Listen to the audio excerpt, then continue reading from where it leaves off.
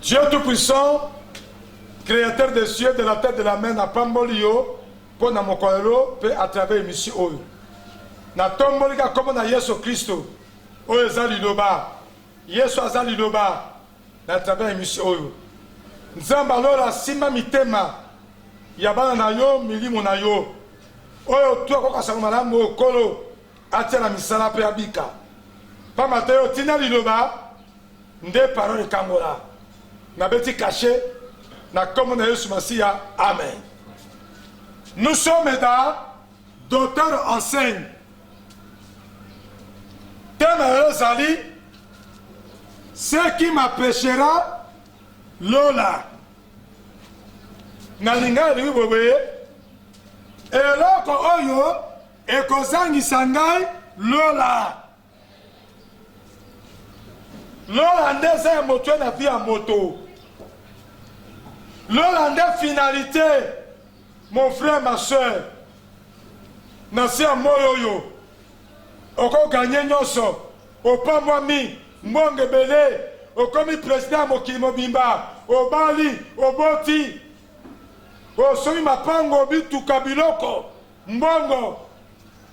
Me mokolo Yesu asi azongi. To mokolo kufi. Ozo kata pema. Okeli felo. Osalini. Bon,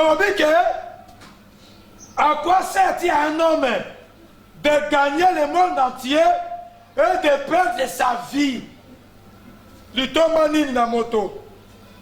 Na se mokilo yo. Adondwa. Afungwama. Apamwama. Abala. Asala oposa motema ne lingi. Ayebana. Succès fou. Mosenji na mbongo. Me mokolo yo kufi. Ozo kata pema. Siko kenali felo. Ito mo kote. Yango motuya na se amoyo yo. Obongisa lola na yo. Na motuya na fi ya moto. Ozala mondele moindo. Oye banzambe te. Païen ou chrétien. Orthodoxe. Protestant. Catholique. Bouddhiste. Dikamoza bongisa lola na se amokilo. Yesu Masia akufela kabiso pona lola. Pour esika ya kei ngada wapeto kende. Alors je vais te rappeler que le salut est individuel. Likamalobi koyo. Likamo ya salut eza moto na moto. Lobi ko c'est la famille te, moi si na bana te, mobali na te. Lobi ko c'est la moko na likamo ya quiconque croit. Likamozali à quiconque croit. Yango verset à quiconque croit. Yango na pesio. Jean chapitre 3 verset 16. Bataille sur la bishop Ézéchias. Likamo ya sali eza individuel. Na kati ya sali okuta bénédiction, okuta lola, élévation, bambongo, biloko, mabala, succès. Nyoso na kati ya salut ezali. Mais numéro 1 ezalola. Jean chapitre 3 verset 16. Car Dieu a tant aimé le monde. Nzamba linga mokili. Il a donné son fils unique. Ne atinda mwana kaka moko. Afin que quiconque croit en lui ne na moda tinete moto akondimela liloba akufa te. Mais qu'il ait la vie éternelle. Azobo moya seko. Comment maman va prendre Bible. Bible est égal à parole. Est égal à liloba. Kaka mutumoko. Est égal à Dieu créateur. Nzambe mokeli.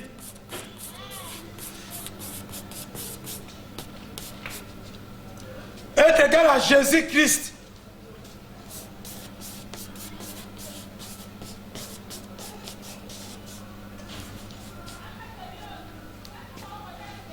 Bible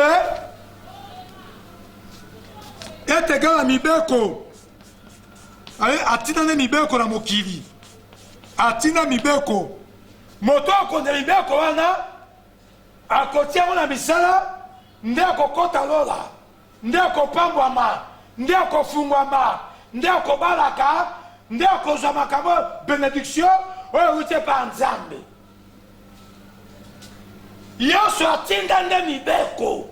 Mibeko nde Bible. Mibeko nde liloba. Parole de Dieu. Atinda mosali ya nzambe te. Te. Abenga nde basali ya nzambe. Me atinda liloba. Ndenge azawa. Nzema benga mantanda. Me atinda nga te pona bikise bato te. Oh. Ndenge koleka. La Bible déclare tout passera. Nyoso na mokili koleka sauf mes paroles. Moïse là, dans Israël, Azali. Naturellement, Motuna. Attends, Abraham, le père de la foi. So on a foutu ticket, on a qu'à Israël. Na comment on a un bout na mbutu. Si va aller comme Abraham. Quand Yesu Massi azan Nzambe, o azali loba, ne azan d'éternité en éternité, c'est qu'on a seko yaya. Akwa boye na mokilo nganzambi na mokilo yo. Ngai boye, ngai boye, ngai boye, o régner, o dondoi. O boti bana, o pesi ba kombo, o zubasi ebele, mibali ebele, o yebani na mokili mobimba. Sikoyo mokolo yo kufi. Ok, kozwa fimbo. Fimbo ya ezaka à l'époque na entraîné ce qui bengue, ce qui li bengue, ce qui li bende. Tala, fimbo na yango te. Fimbo ya li faisait libéra. Moto, tala, quand on a dit ici hein, vie éternelle. Tala, vie éternelle, c'est que moto éternelle et ezali. To vérifier cassé. Ouais, ça docteur enseigne. Docteur en matière.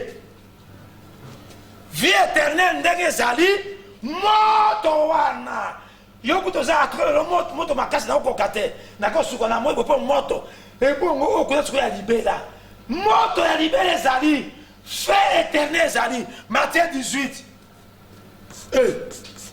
osali po mo bakisaka to dondo wana ngai okamusa ngai ngasora moi moto nga so dondo ngai nga boete ngai bona boete ngai yo mona to so kufuna na morgue bato ya morgue so ata surtout bando ka basi so atali ka bozaki na mopende ya pembe waki na kuisi ya pembe c'est que yo saki batamo kili passe ale ba beti yo fimbu na kanana pa ebike yo na se amo sera ki lolendo zami na basi na basi yo mwana kama toloka siwana tika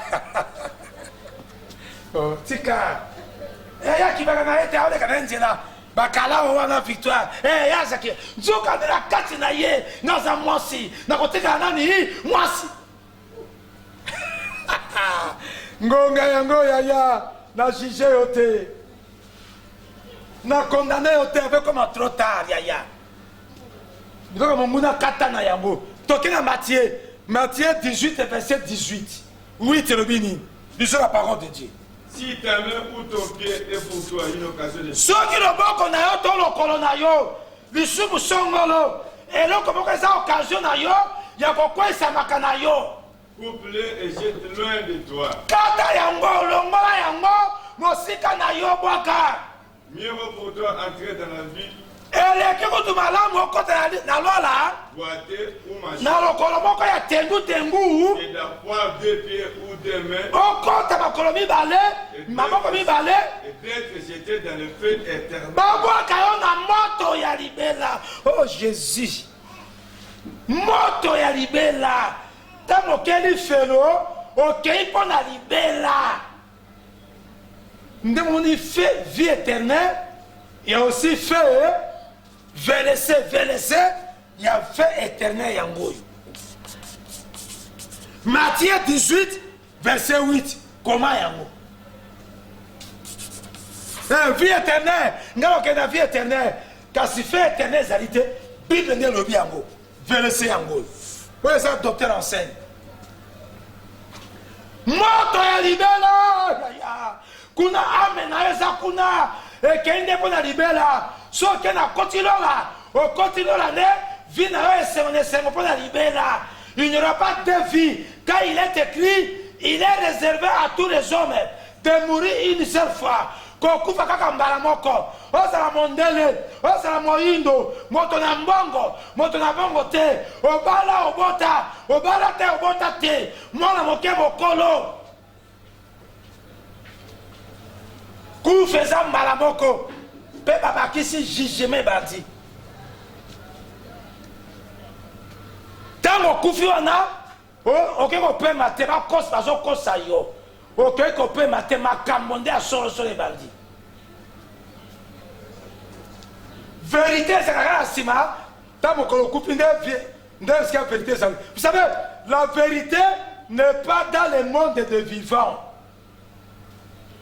Dans le monde des vivants, le monde que nous sommes ici, est un monde où on prend les mensonges pour la vérité pour les mensonges dans le monde vivant. Le monde où réside la vérité, c'est le monde après la mort. Monde la vérité, mon collège kufa, mon collège katapema, parce que nasi à moi osa seko na sekote, ngonga yango bongo la motema, kata na via lisumu, na jige yote, na condamné yote. Na zobenga yo kata na via lisumu. Trompete na nzambe zobeta. Ngonga na nzambe zobeta.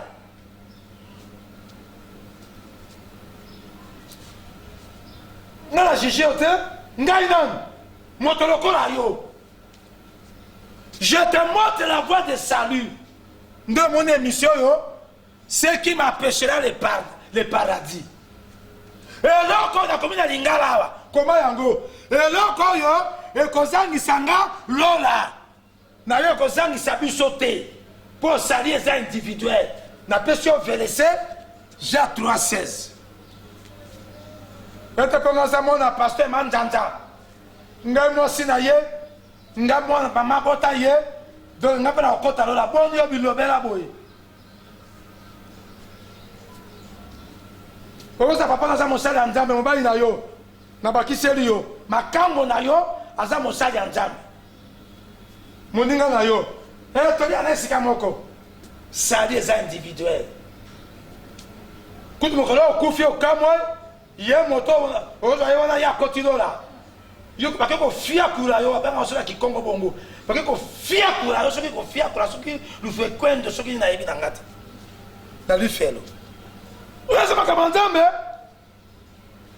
mwana yo boti komo na ye abakuke abakuke akoti me yo doloka sokoti te ata ndenge asakuta asaka mpona lokumu na yo te eza lokumu ya bakuki mpo yo abundi alongi akoti yo okoti te yo omati te ozokango ndeni bamabala wana basheri bambongo ekotikala mpe ekotumbama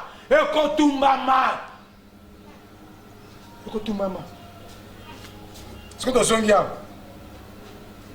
Maintenant, disons, Jean 8 et 21, Rubini. Au moment verset, il y a mort à libéla. Matthieu 18 et verset 8. Comment yango? Maintenant, lisons maintenant. Et là, quand on s'est en moto, à côté de la terre, à Keneli Fellow. Et ça, la deux bisika. Deux destinations finales. Soit au Kenya Lola, soit au Kenya Fellow. Oye banzambe te.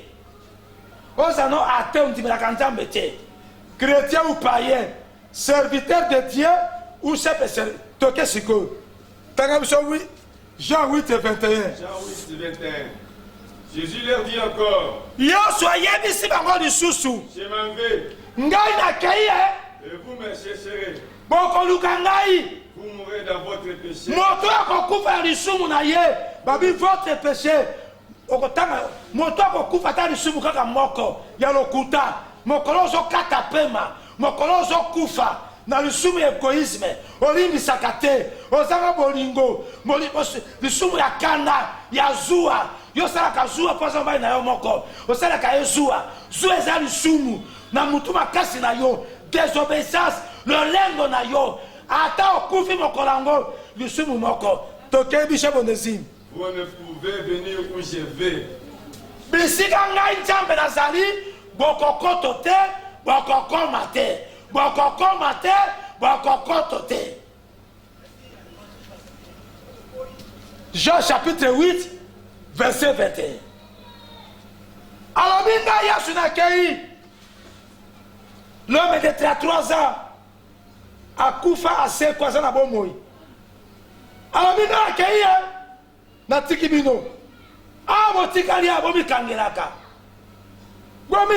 moto akufa na lisumu na ye te to mokolo ngai nakozoka kozwa bato kozwa eglize na ngai moto aza na lisumu te soki okufi na lisumu na yo epai ngai Yesu naza na lola okokoto te okomata te okomata te okokoto te. Oza motema koyoka ayoka oza motema kondima anti mokolo osiko okata pema ata bomokeli bakulu bakati yo moto okufi bandoki balei yo okufi na aksida elobeli liloba eloko moko te elobeli nzambe eloko te nazo repetele yo okufi na maladi bandoki balei yo kulu na kati yo moto okufi na aksida okufi na mai to na avion likolo epanzani okufi elobeli nzambe alola eloko te likambo eza nde verite na yo na se ya mokili oyo eyebana ya kuku na pwasa po tozoka bafeza mokili bavie baparence ebele bavie bahypocrisie bayeba yo ozalaka boye na boye nzoka nde na verite oza bongo te verite ya moto eza na kati ya motema na ye verite na motema na ye bakombo toyebani bakombo toyebani bilongi toyebani baage me mitema bavi toyebani te. Mwana yo bota papa na yo mama na yo mwasi na yo mobali na yo makango na yo ami na yo oyebi na kombo na ye oyebi ye na elongi na ye vi na ye yo oyebi te vi ya moto na motema na ye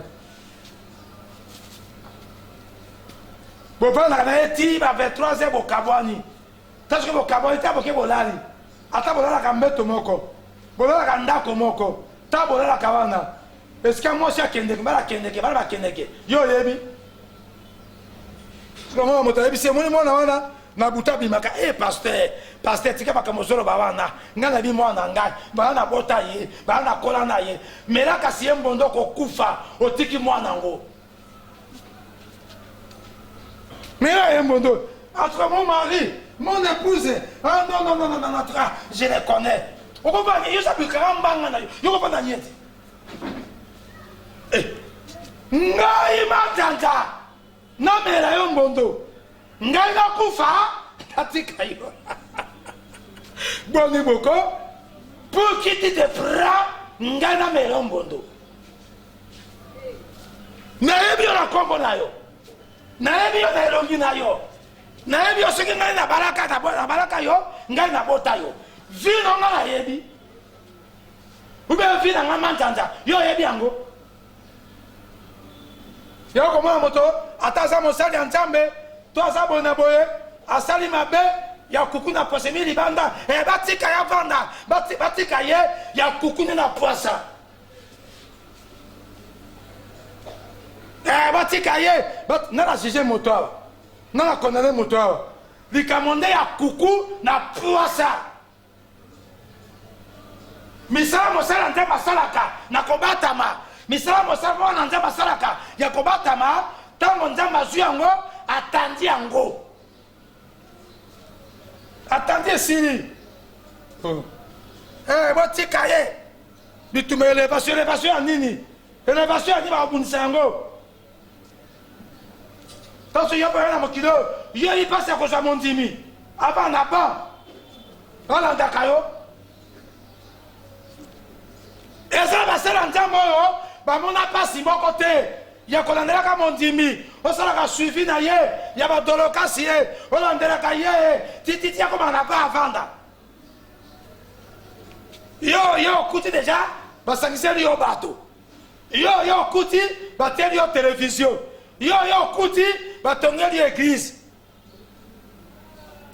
Yo il passe à mon dimi. Ah, tika ba jeko. Ozo na pa kulutu, ozo na kaye, na obeta ba fimbo, poka buta fa na Bible, afa na église. Ba o sanju oyo, ozo na ba o sanju, ozo beta ka fimbo, o sanju, aga o gangi, o suspend de capo tazo na moto. Ti mota fa na ba. Mais yo kuto zina yo, eza kutu ngolute. Yo ba sangise le ba fidèle. Le ba 1. Bishop le ba 1. Ba sangise yo ba ndimi. Le ba 1. Ba tongeli yo église le ba 2. Ba saleli yo télévision le ba 3. Ba saleli yo combo 4.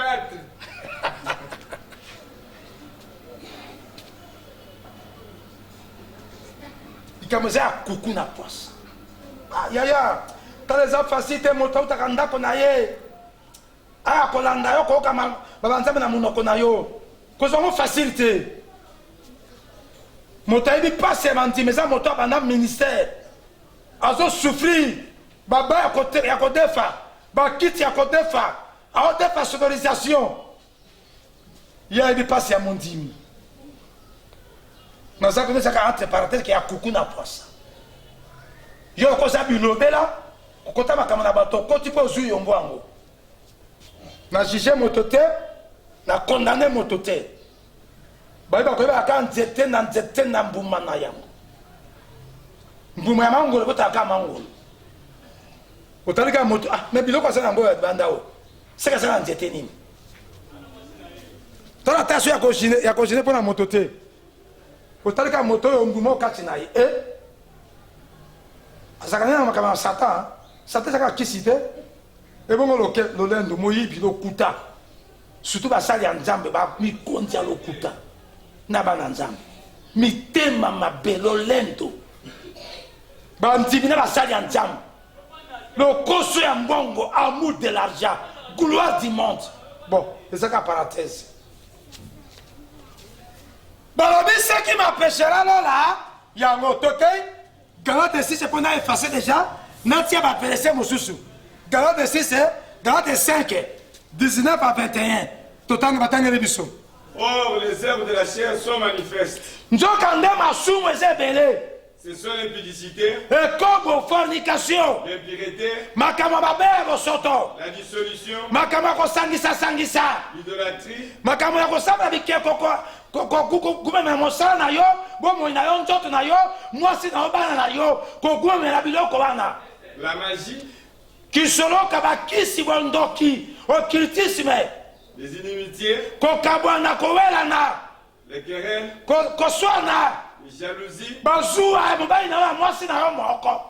les animosités, Bakobendana bakotirema, les disputes, ya koswanaka kobendanaka, les divisions, kokabwana na famille na bato, les sectes, binzambe bafo Dieu, bakutime, bonganga molili, l'envie, kolula, l'ivrognerie, komela masanga, les excès de table kolia mingi na komela makaya, et les choses semblables. na makambo tu ya mabe ya bosoto.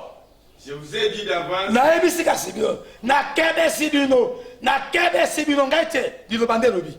comme je l'ai déjà dit, Kaka ndenge nalobaka liboso, que ceux qui commettent de telles choses oyo baosala makambo oyo, bavandisi na bavi na bango, makambo oyo, oyo bazopratike makambo oyo, n'hériteront point le royaume de Dieu. bakokoto te, bakomata te, okokoto te, okomata te, okomata te, okokoto te. Pona lisumu, verset yango. Tanga yo moko examiner. Galate 5, 19 à 21. Mokolo yo so kufa so kata pema. Eloko ozangisa olola. Pe ezangisa olola. Les hommes assument que c'est solo là. Oh yo vandi sabi ceux qui pratiquent. C'est quoi pratiquer le péché? Na linga aske moto vandi le sum. O vandi le kuta. Motema mabekanda. O vandi si ko soa na kolia mingi. Mauvais caractère. O vandi si condimate. O vandi si doute, incrédulité, désobéissance, négligence. O vandi si manque de soutien. Comment on soutenir l'œuvre de Dieu? Mon collègue kufa wana. Okokoto te ataba sali ba cérémonie. Na ebi moto yo. Bino ka musana matanga.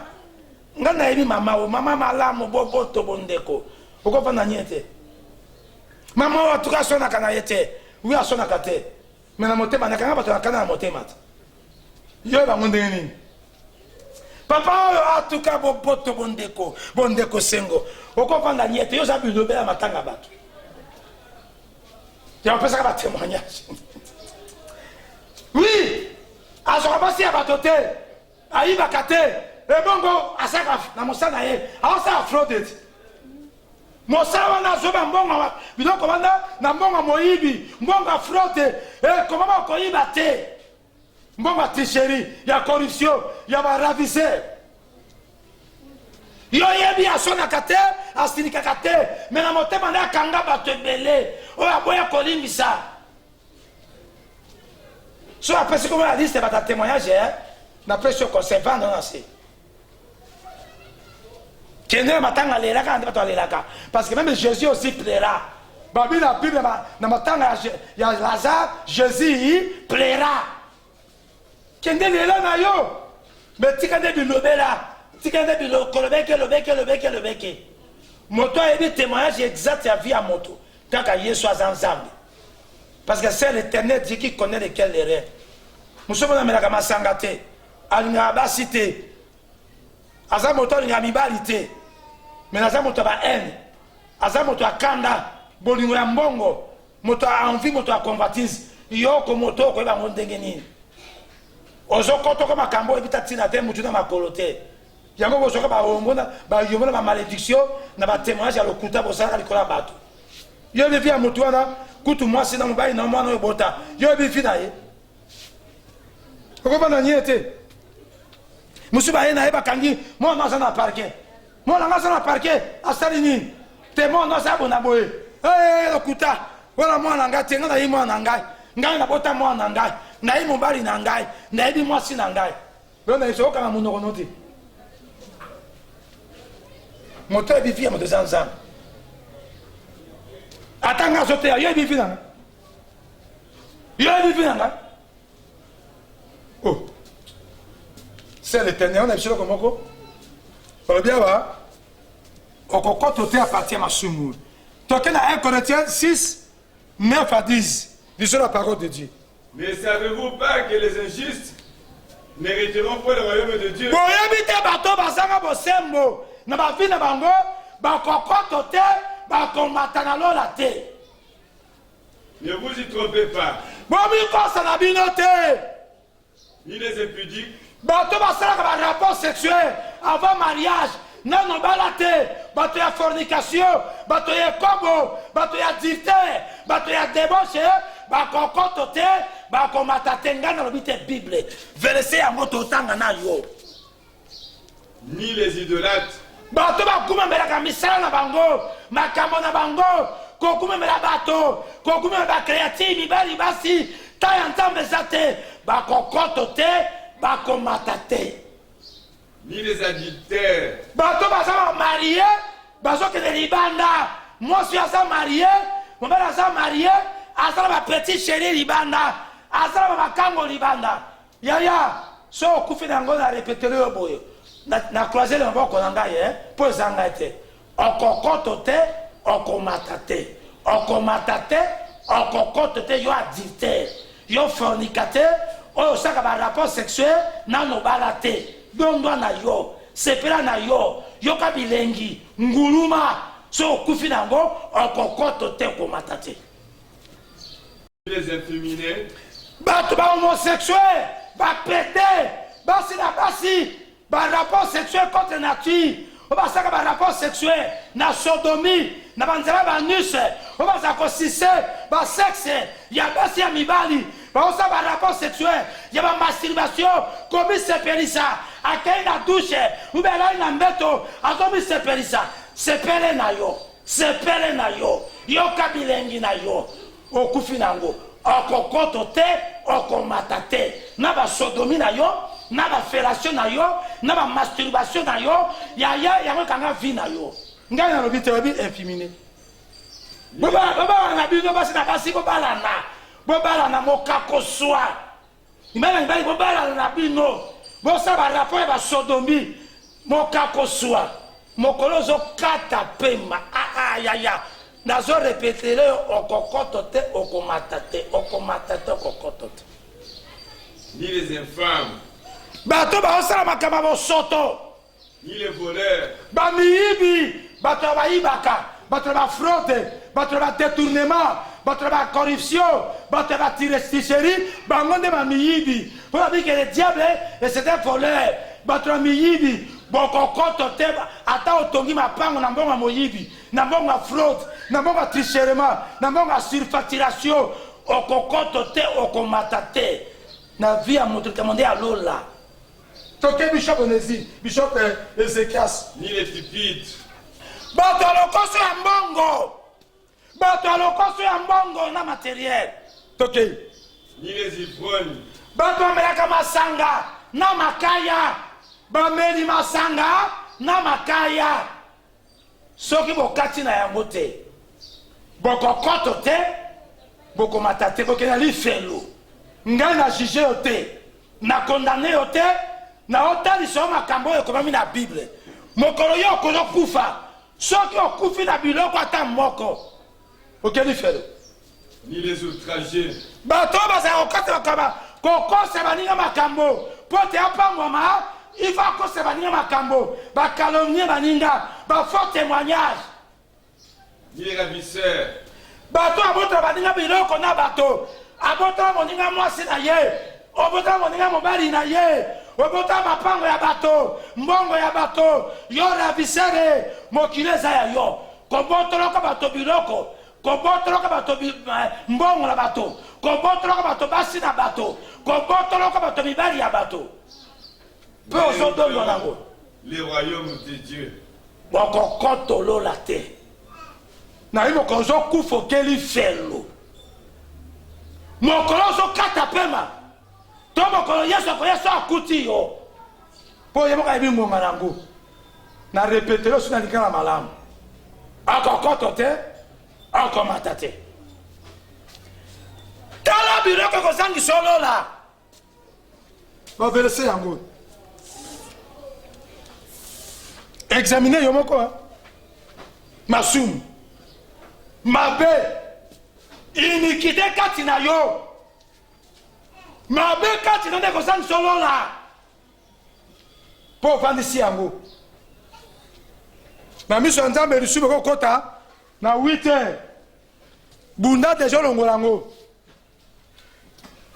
toke na Apocalypse 22 comment verset Bible nde liloba yende nzambe asali konase yende Yesu Masiya mibeko yende moto ya libera yango Matthieu 18:8 Libéra libera moto libera quand on peut vie éternelle libérer les âmes. Toke papa. Apocalypse 22, 14 à 15. Alors oui, Apocalypse 22, 14 à 15, c'est déjà la parole de Dieu. Heureux ceux qui lavent leurs robes. Et c'est un bateau qui a un masumu. Bateau qui a un vie à masumu. Afin d'avoir droit à l'arbre de vie. Pour être bateau dans l'ola. Et d'entrer par les portes dans la ville. Bateau dans la boca à Kembo. Bateau dans la vie éternelle. Bateau qui a un masumu. Dans la vérité, balobi c'est un motandengo wana. Dehors les chiens. Libanda ya lola. Libanda ya paradis. Les échanteurs. Bandoki batabakisi. Les impudiques. Batoya ekobo. Bafornicateur. Le meurtrier. Batoya koboma. Yaba kolongola bato bazemi. Yaba assassinat. Bato ba haine na ba rancune. Les idolâtres.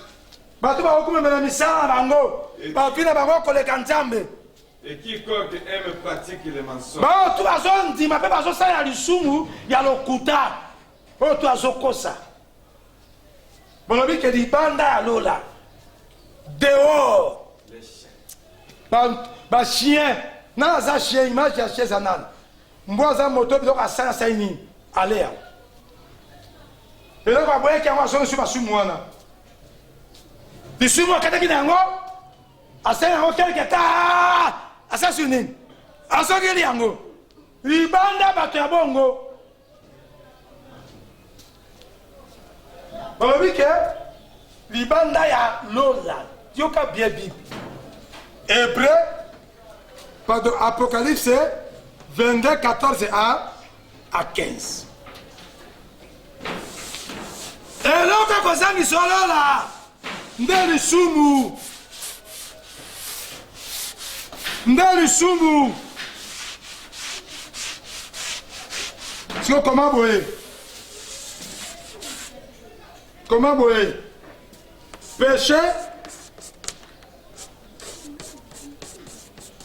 Péché est égal. Le sumu. Quand on tombe comme ça, comment la carrière n'a eu? Il y a le sumu. Il y a le mal. Il y a une iniquité.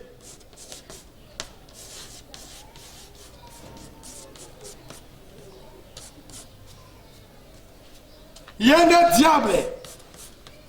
Le sumu des diables. Le sumu des Satan. Il y a un mokili. Monde. Le sumu des mondes.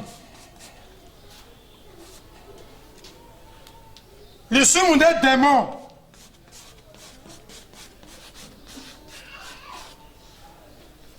Le sumu des démons.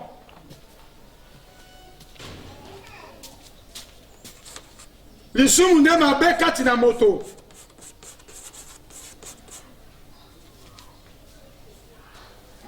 Le sumu des œuvres de la chair.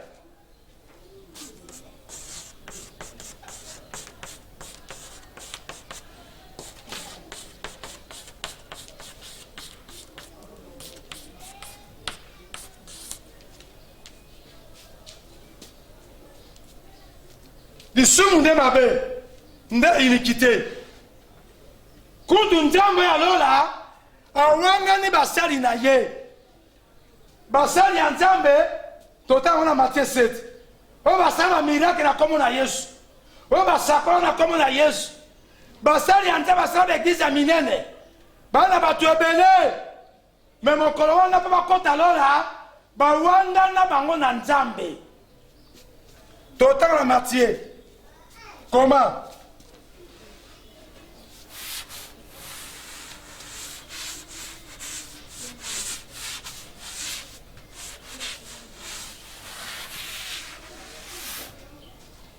Comment Matthieu chapitre 7, Nakane Nayo,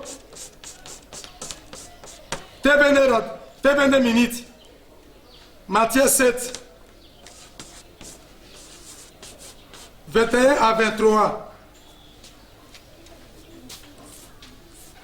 Comment peut Hébreu?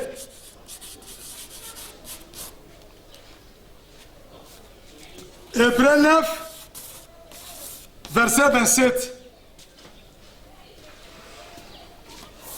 Écrit encore, Matthieu 11, verset 12. Disons la parole de Dieu. Matthieu chapitre 7, verset 21 à 23. Ceux qui me disent Seigneur, Seigneur, n'entreront pas tous dans le royaume du ciel. Mais celui-là, celle qui fait la volonté de mon Père. La volonté de mon Père qui est dans les cieux. Plusieurs me diront à ce jour-là,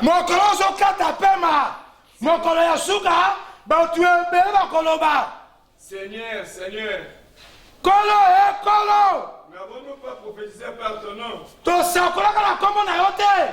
N'avons-nous N'avons-nous pas chassé les démons par ton nom? Tobengaka bilima bela komo na yo te. N'avons-nous pas fait beaucoup de miracles par ton nom? Tosalaka bikama bela na komo na yo te. Alors je leur dirai ouvertement. Yango na koyisa bango polele polele. Je ne vous ai jamais connu. Natikala koyeba bino te. Retirez-vous de moi, Mosika na ngai. vous qui commettez l'iniquité. Bino bako pratiquer masumu. Bosalela nga nzambe na masumu. Bozobondela na masumu kati na bino. Kobenga milimo mabe, koprofetize, kotonga baeglize, kosala bacroisade na masumu ovandisi kati na bino. Yesu abengana bango. Parce que basala nzambe okanisa, loko asalaka nzambe d'office akota lola. Mosala nzambe, pour qui tu te prends toi, quand asalaka nzambe, babenga batebele pa na Yesu, nga na bongo ba miteme bele, nasala ba campagne na monde entier. So alors Yesu basi aye na kokoto. Ozomi kosa l'homme de Dieu, ozomi kosa pasitele. Omoni verset, ba pasitele ba kokoto te. O ba sala ba kamana nzambe na masumu. Ba kokoto te so bongo limité maté. Bikamondo bongo la montagne va Yesu aya, toi va liwe comme na yo. Ce qui pasteur aka ton église na ye. Asala miracle. Na kati ya masumu soki akufi akeli felo. Nga na juge moto te, na condamné moto te baboko likolo yango. Mona nga bien manzanza. Bikamondo ya docteur en scène. Verset de verset. Verset oyo Yesu Masia awangani basali na ye. Na tikala koyeba bino te.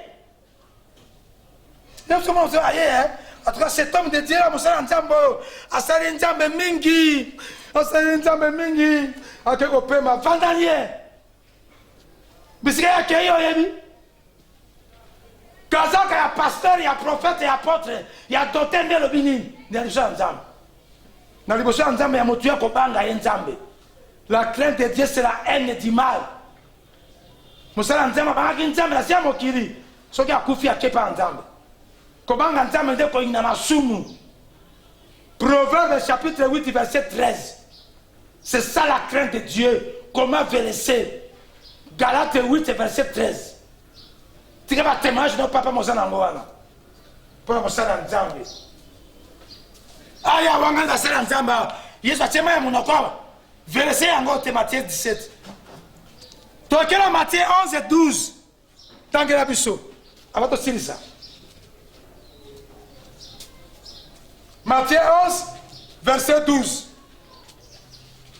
Bon, oui, maintenant Jean-Baptiste. Si le bon côté en là, et ça question on mérité yango. Il commençait à côté ça, à côté la mission à de côté là. Nous les a mérite. Nous les a conditionnés. Si on compte pour la béni, il faut les a conditionnés. Et bon, là. Si on compte bénédiction, oh alors là, Deutéronome 28. Pose à la béni, verset ango. Et ça va condition pour sa mairie. Quand tu poses à ma cambo, c'est la mokilo. Pose à la béni, la biloko tika la mokilo ko tumbama. Ba nzema pe sur condition. Et bon pour kota là. Au kota la ngolu, ba lokio. Ou bien osa amputé. Papa Tokei. Matthieu chapitre 11 verset 12. Depuis le temps de Jean-Baptiste jusqu'à Pendant temps il y a prophète Jean-Baptiste qui n'a les lots. le royaume de Dieu est forcé. Pour te contre la lola, il faut mériter un mot. Au bout d'un peu contre la lola. Et ce sont les violents qui s'en emparent. Bato basaba violent, na obéissance, na mise en pratique, na kobanga nzambe na kokota. Bazo kosa yo, bazo buba yo, bazo égaré yo, oke na li felo, ki bakota kalola na nini, na ngolu. Verset yango. Yesu alobi ke po kota lola, il faut mériter yango. Il faut tosal, po tia misema bana nzambe. Il faut obanga nzambe. Kobanga nzambe nde koyina masumu. Proverbe 8 verset 13. Et ce coup tu peux la béni, il faut m'appeler ça condition pour la béni. Bishop Ezekiel Deutéronome 28 1 à 2. Ce coup tu m'as cambo ça mon kilo yo. ma pamboli otika na mokilo yo nzambe apesa condition e bongo po okota lola oyo esika bi azali okota la grâce yo nani na tuni motu na yo nani tokela verset ya suka po tosilisa. Deutéronome 28, 1 à 2. Si tu obéis à la voix de l'Éternel ton Dieu, soki otosi mongongo na nzambe na yo en observant et en mettant en pratique na kotosa mpe kotia misala mibeko na ye mpe mongongo na nzambe oyo napesi yo lelo l'Éternel ton Dieu te donnera la supériorité sur toutes les nations. nzambe akopesa bokonzi na bikolo nyonso. Voici toutes les bénédictions tala mapamboli nyonso qui se répandront sur toi oyo koya na yo mpe kozala ya yo et qui seront ton partage ekozala partage na yo lorsque tu obéiras à la voix. condition soki otosi mpo otia misala mongo bien aimé kutu bénédiction bapesi condition otosi otia misala no biki ebongo lola sikoyo okota yango na ngolu bazokosa mpo okende lifelo na juge yo te na condamné yo te